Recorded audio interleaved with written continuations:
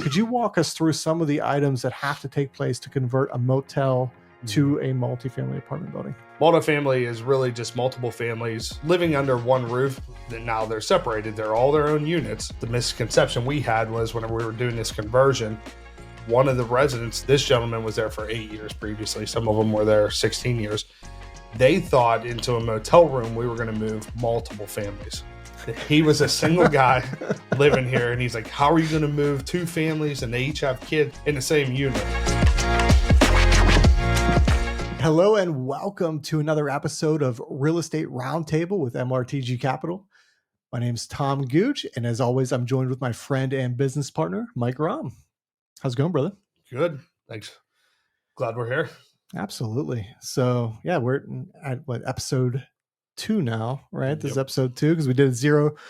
Thought it was pretty cool. Now it throws me off every time I'm trying to come up with it. That's all right. So, no, we're super fired up to be back today. And I think today we just want to continue the same thing that, the same knowledge transfer that we have been doing, just to make sure that we're all on the same page as we move forward, as we start bringing in guests and from different areas.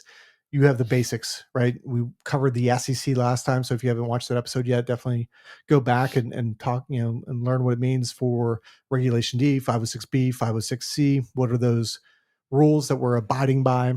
What's the differences? And also we talk about accredited investors, sophisticated investors, and then also self-directed IRAs as well. So go back and watch that. We touched on a lot. We did. Yeah, we said all out. It's like, man, we did. So today, Mike, I think, the biggest thing that would be most beneficial for our audience is to really talk about, because this is, real estate syndication, right? Mm-hmm. So that's inherently talking about investing. Absolutely. And talking about, from an MRTG Capital side of the house, because we're going to bring others from other viewpoints, but, what do we focus on when we're looking for deals for our investors? Like, what are the primary asset classes that we're looking at, and what are we looking for? So they can kind of understand, like, where's our mind at, and how are we making the money, right? So I say let's kick things off with this. And there'll be probably a couple of different definitions that we'll have to give them. But first, for us, we're pretty simple, right? We have efficiency apartments that we go after, right? And, the motel to apartment conversions. Mm-hmm. And then we have traditional multifamily, right, that we go after. So let's first start off with why efficiency apartments. And I know the biggest thing that you always go after first is tugging on the heartstrings of affordable housing. So tell everyone, like, what is affordable housing and why are we looking at motels for that? Yeah. So affordable housing doesn't mean cheap rents. It just means it's affordable for that area. So affordable in Greensburg or Pittsburgh is different compared to San Francisco or New York. So it doesn't mean everybody's rent's $500, for a place to live and all the utilities. So our affordable housing in our market of, Pennsylvania, I'd say anywhere for an efficiency apartment, 1 bedroom and such, it goes off of the income for those areas. Also, some of our pricing comes from how the housing authority, the HUD, says that you can price those kind of houses. So it's fair market values for that area based off of the income limits.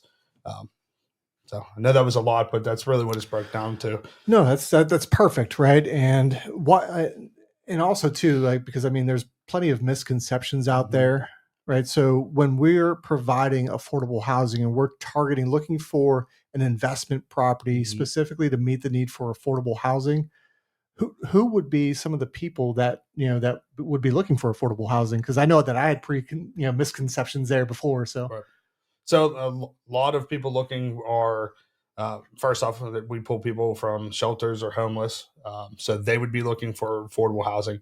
One of the biggest things is it comes down to that everyone thinks it's drugs and alcohol and whatnot lead to homelessness. It's the lack of affordable housing. So whenever somebody everybody says, hey, they're homeless, just go get a job and everything will be fine. Well, where do you get ready to go to work? Where do you sleep so you can be rested to go to work? These people are on the street. So it's just a circle that if they don't have somewhere to stay, they can't go to work and vice versa. So that's what it boils down to.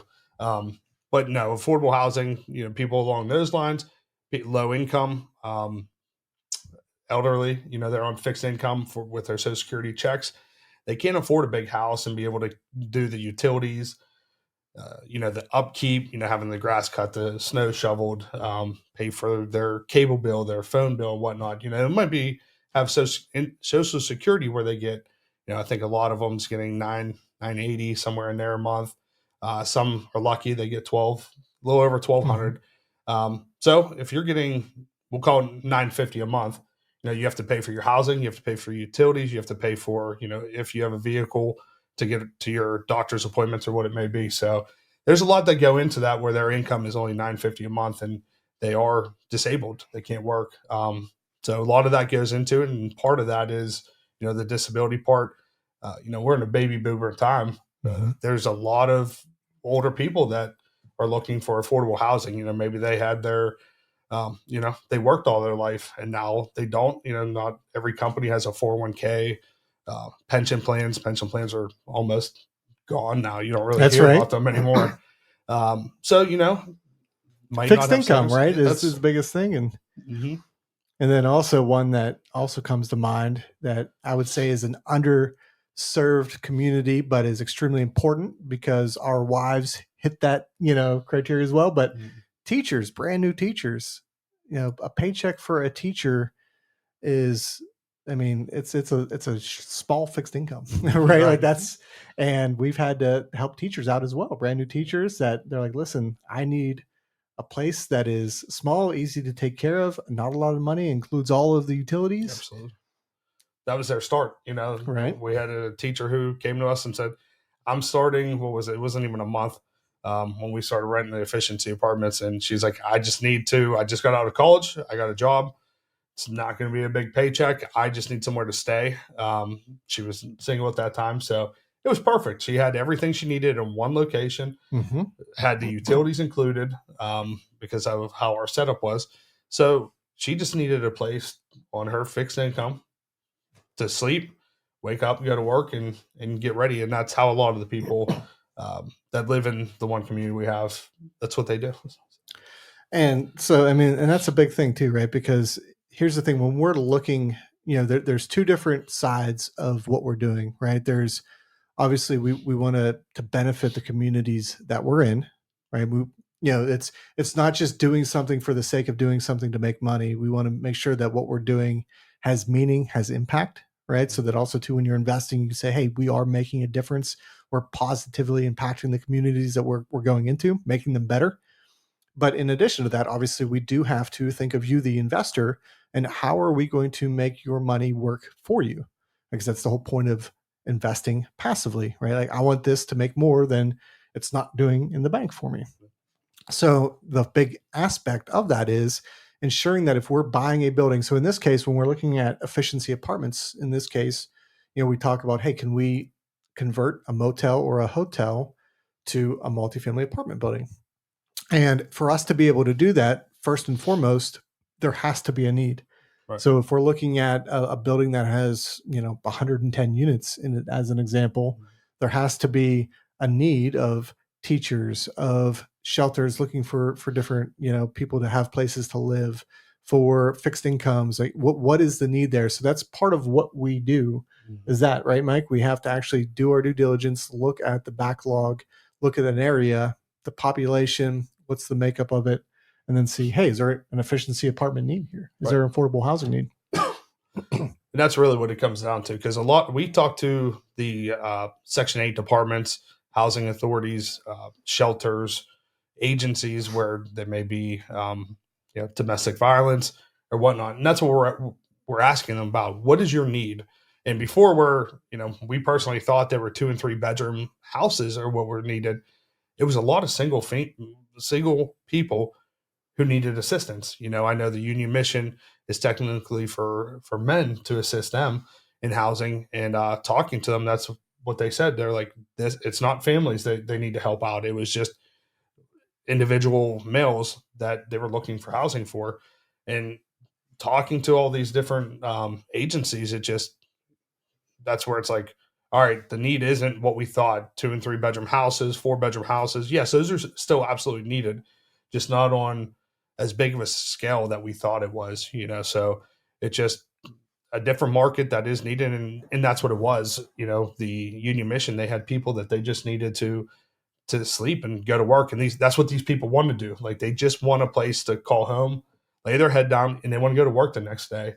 Mm-hmm. And it wasn't, anything bigger like some of these complexes that we have. That's what it is. They're not going home to cut grass and do these things. They're able to go home and cook themselves dinners and relax and wake up the next morning and do it again, because that's they want to get a routine back, because unfortunately some of them, that's what they need. They just need to be able to keep their mind busy. That's right. So, I mean, just, keep that in mind then too. Like, so when you hear or see an investment being brought to you, one of the first things that we're looking at is, what is going to be that stream of revenue coming in, right? Because obviously for this business, it is someone paying, whether it's an agency or a person, or it's someone's fixed income paycheck or what have you, paying to live in that asset. All right. They're trading those dollars for that. And that's the one facet of it. But then the next becomes, okay, and this is, when you're thinking about, okay, how is my money working for me? It's to purchase an asset, but then it's also to turn that asset into something better. So when we talk about, and we'll stick with this theme for a little while, but when we talk about converting a motel to a multifamily apartment building, I'm going to give you two questions here. First off, because it just came to my mind here, I literally just, as I was saying that out loud, Mike, I went back in time for us sitting in this zoning meeting right in front of the board. You already know where I'm going with this. Yeah. So I will never take for granted, because that's the whole point of this, right? We're explaining all of these terms that we take for granted.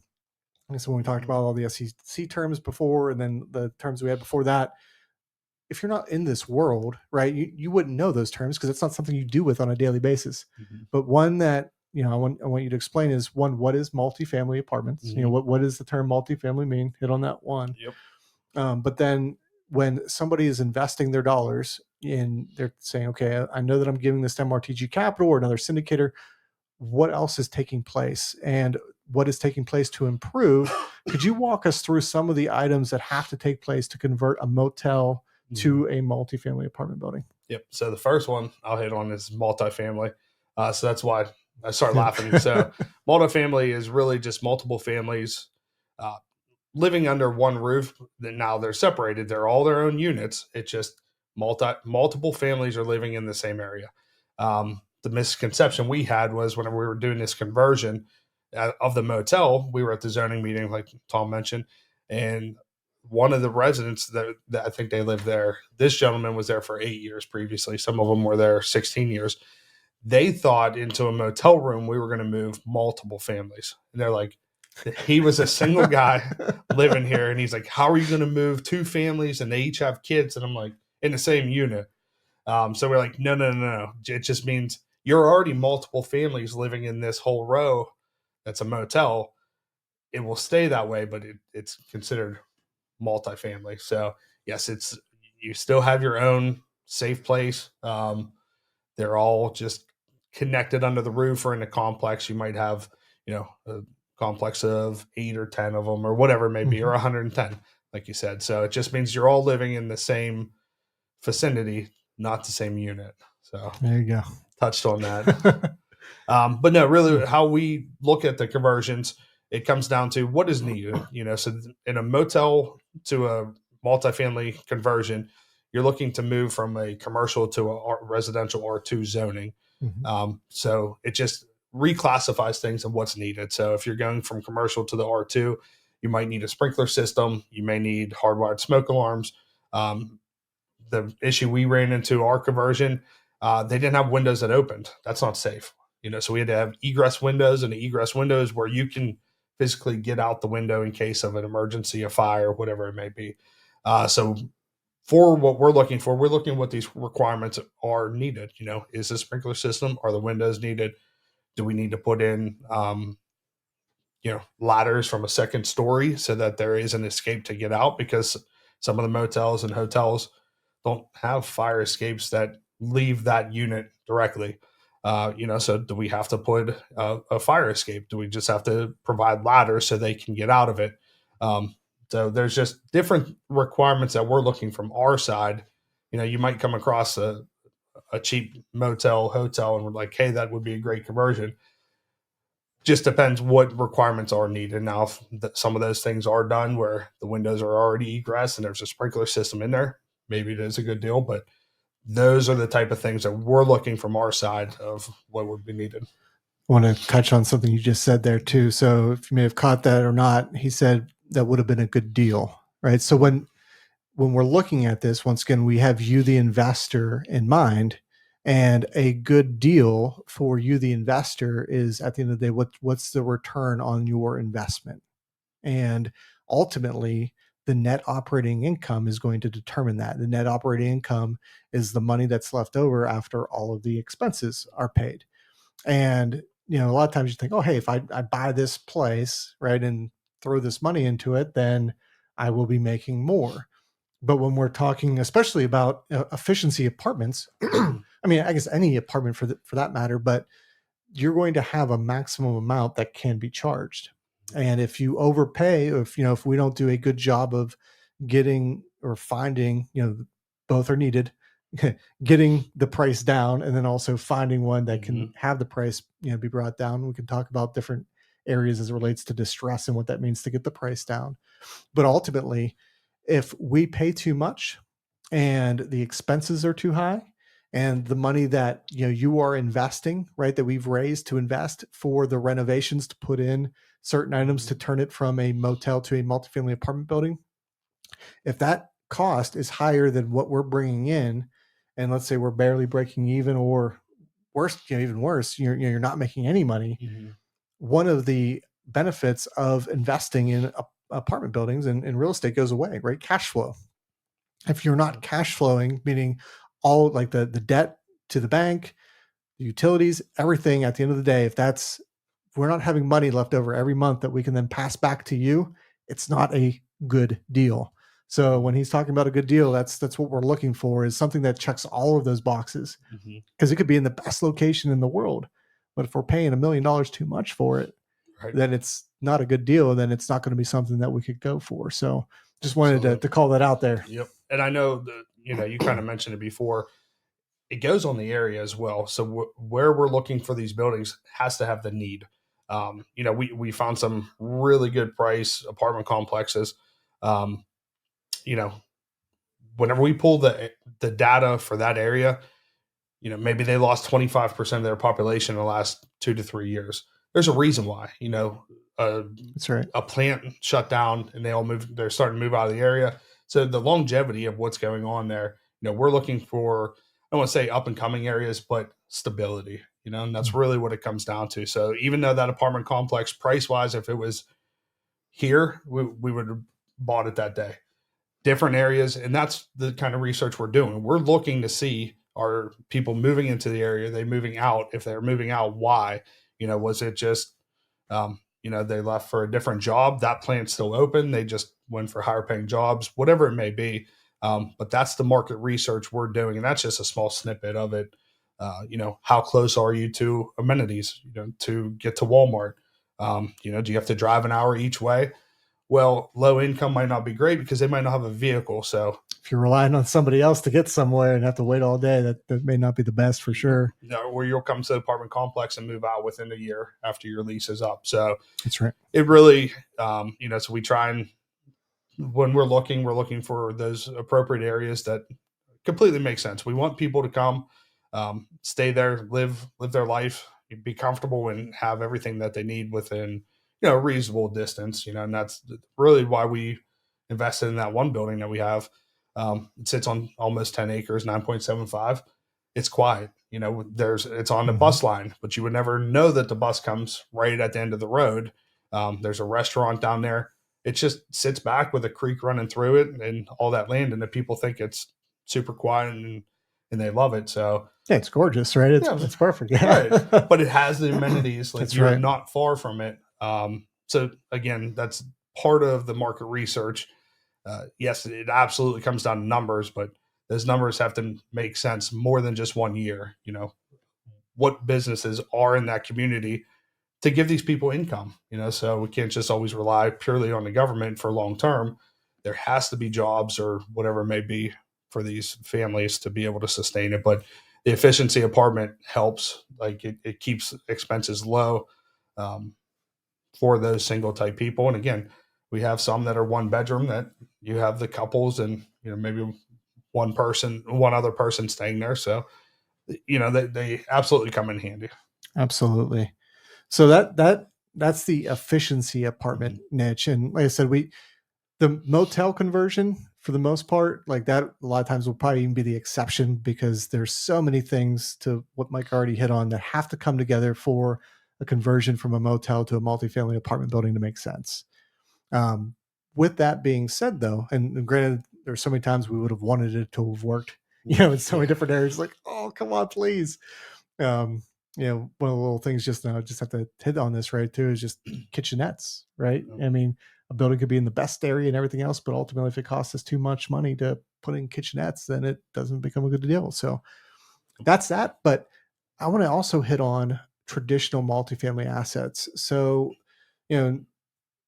when that, when we're doing our due diligence and when we say that, would love, for you to have that education. So what are some areas that, when they're investing, let's say that we have a traditional multifamily apartment building that we've put up, whether we're doing a 506C, right, and we've advertised it, or we've had those conversations, you are in our friends and family, right? You are in our investor list, you've met with us, and you qualify to be part of one of our 506B deals because you've met with us multiple times. We have you in our Rolodex, and when we have a deal under contract that we do through 506B, just hint there once again to reach out to us, invest at mrtgcapital.com, or go to our website and request time to meet with us because that is something that you need to do ahead of time.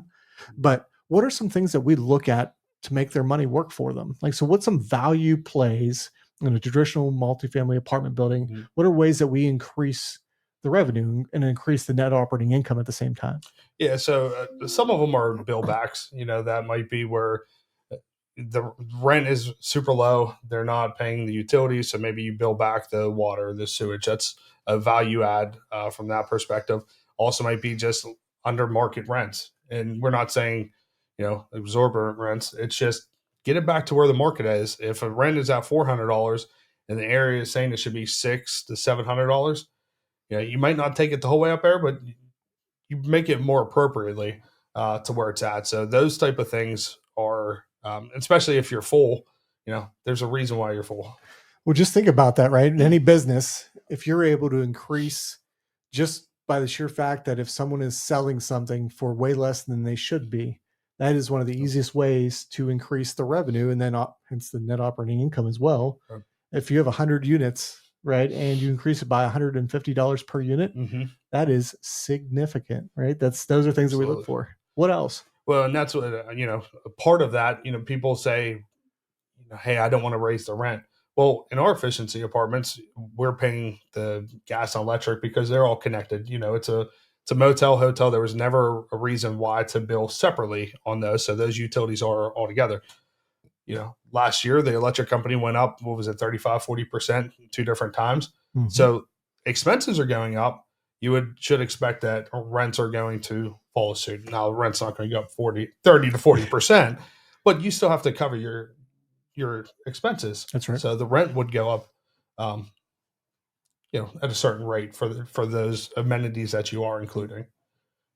So, and other things that we look for too, owner distress. Yeah. Right. And that's something that, just actually, I'm going to call this out right now. So there are plenty of times, and you may know somebody, right? They may be somebody that you go to church with. It may be somebody that, you know through the neighborhood, through friends and family or what have you. But, one of the ways that, we make it a win-win, we help somebody else out as well when we get, and they're helping us too. There may be somebody that for whatever reason, they the owner, we call this owner distress. They may have to get rid of their apartment building, in its most simplistic form. Owner distress may just be like, hey, I am ready to retire. I do not want to do this anymore. I have been a landlord forever and I love what I've done. But at this point, I am ready to let this 40 unit building go. I want to sell it. And that could be the most simplistic, or it could be, hey, my husband, my wife, they passed away and they did all of that. And I have this 40 unit apartment building now that I don't know what, I don't know what to do with it. I need to just get rid of this. And that's where, once again, we can make it a mutually beneficial, move So, there. So one thing that, I would say is this, I would call out for all of our listeners, if you know anybody, because obviously, yeah, we want you to reach out if you want to invest as well. But if you know anybody who maybe, who has an apartment building and you've either heard or reach out to them and say, hey, are you selling that anytime soon? Or what's your plans for it in the future? We'd love to hear from you. If you do have someone who may be interested, we'd love to have that conversation. Then obviously, we, help you out as well. It'd be a win-win, for everybody. We always, a lot of opportunities that come our way obviously come through referral, and that would be greatly appreciated. So just wanted to call that out. But before we quit though on the value add play, what are some other ways outside of just owner distress that we're raising? Like, can you talk about some of the amenities that we looked like? What are ways that we also improve the communities for improving these buildings? Yeah, absolutely. So we look to see, what does the area need? What do these folks need in that complex? So the one we did was coin operated laundry. They had to take their laundry downtown, so again, not all of them have transportation.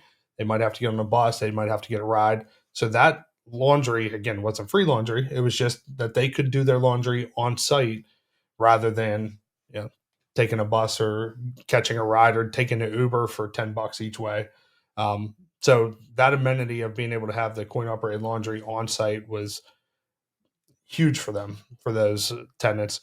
Another one that we get a good deal whenever it's group buying power. The cable TV and Wi-Fi. It was just an amenity that helped these folks out. They were going to do it anyways. So it was amenity to our complex. Again, we've discussed having a workout center. So different areas, different complexes that we look at. That's what it comes down to. The demographics of that complex. The one we're in now, we have a few that would probably utilize it, and then the rest, they're on the elderly side. They're going to rehabilitation or wherever it may be. It wouldn't make sense in that area to put the funds to that. So that's whenever we put more machines in the coin operated laundry. So again, that amenity, it wouldn't fit that one, but other locations that we were looking at, that's what we look to do. It would be supported in those areas. So it just really depends what that demographic and what that area, really needs to have. That's right. And the bigger the challenge, the better, right? The bigger the challenge, the better your return on your investment would be as well. Because that's really what, our job is. And then that's where, we show our value is being able to find a problem and turn that problem into an opportunity for us to be able to make a great return on your investment, plain and simple. And you know what? I completely forgot about it. So another one that seems so simple was the mailboxes. That amenity that we bought, a large unit that they were able to get mail to the property, because all of them that were living there or were going to live there were going to a PO box, which you pay what, $25-$30 a month. They were going somewhere else after, and they couldn't even get mail to their property. We have seen as extreme as one mailbox, one traditional mailbox that you would have at your house. And then they would go through and have everyone receive their mail to one mailbox. And then one person would go around with little plastic bags and put it on everybody's door. So yes. Which I don't think you could do that either.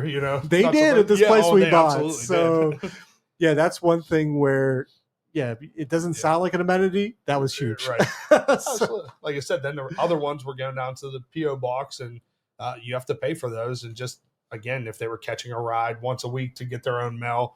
So that's where we look. How can we improve their amenities in their living circumstances? That's right. Without really going out of our way. So it helps them, and those little things make them happy. So that we take for granted, I guess you could say. Little things like a mailbox, your own mailbox. Never knew, but Amazon these days, everybody getting packages every day. So, but I hope that was very helpful, right? I mean, there is a lot that goes in, and a lot more than we've covered today. But when we provide an opportunity, right, when there is a deal that is being presented, there was a lot of due diligence that went into that. And once again, for us, there will always be different asset classes that we will have. I mean, will we have self-storage deals? Absolutely, sure. When there's a good multifamily deal, we're going to be presenting it. When it's a conversion, we'll present it. And there's all these little factors that at the end of the day, we've made sure that you, the investor, are the one that's being taken care of. So two things: are we adding value to the people that are going to be living there? And are we adding value to our investors, through that return on investment? So you can rest assured that we're doing our due diligence there for sure. And that's, you kind of touched on it too. So we're looking from the small aspect of putting in that couple $1,000 mailbox the whole way to that hot water tank, that 100-gallon hot water tank, maybe 5 years old. So we know we have to account for that being in that within the next 5 years. So there is just so much that goes into what we're looking from our side in evaluations. Again, if a roof is 10 years old, are we looking to have it replaced in the next 15 years? And then we're, keeping those dollars going forward. So that all goes into it. It's not just the price of the building, how much we can get for rent, and we'll be at 100% capacity. You have to take all these calculations in differently and just look to the future of what is needed, what needs to be upgraded. 3 to 5 years, you're going to be upgrading those laundry machines and such. So a lot of evaluation and costs goes into it. 100%. So, well, hey, that's what we had to cover for today. Once again, we greatly appreciate you tuning in. And I will recap once again. If you do have anybody out there that that has an apartment building, have a little conversation with them. They may be interested in selling it, and it may turn into a great investment through you, or, also just, some way that we can, help, compensate you accordingly as well, for that referral. But, that is something we always want. But then also as well, to get a hold of us, invest at MRTGcapital.com is the easiest way to do that. So please feel free to reach out to us. But once again, as always, thank you so much for tuning in, and we'll see you next time. Well, thanks everyone. Stay informed and stay invested. Awesome. Thanks. If you would like to connect, please head on over to MRTGcapital.com and request time to meet with us to answer any questions you may have about real estate investing through a syndication. We partner with small groups of investors just like you, and we're always reviewing deals that could be of interest to you.